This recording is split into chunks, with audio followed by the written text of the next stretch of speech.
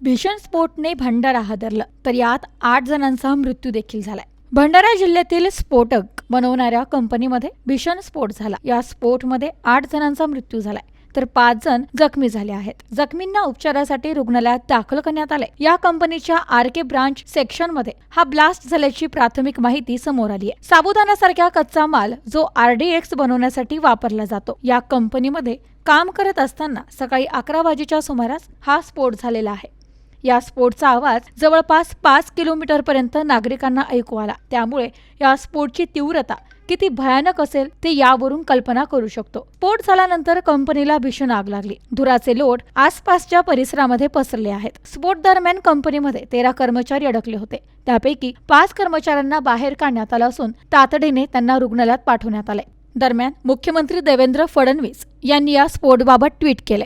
यामध्ये त्यांनी असे लिहिले आहे की भंडारा जिल्ह्यातील ऑर्डिनन्स फॅक्टरीमधील स्फोटच्या घटनेत छत कोसळून 13 ते 14 कामगार अडकल्याची माहिती आहे। त्यातील 5 जणांना सुरक्षित बाहेर काढण्यात आले। जिल्हाधिकारी आणि पोलीस अधीक्षक हे घटनास्थळी असून सर्व प्रकारची मदत पुरवण्यात येत आहे। बचाव कार्यासाठी SDRF तसेच नागपूर महापालिकेची चमू सुद्धा पाचारण करण्यात आले असून त्या लवकरच पोहोचतील। संरक्षण दलासोबत जिल्हा प्रशासन समन्वयाने मदत कार्यात सहभागी आहे। वैद्यकीय मदतीसाठी सुद्धा चमू सज्ज ठेवले आहेत। Bureau report, news today 24, Ahilyanagar.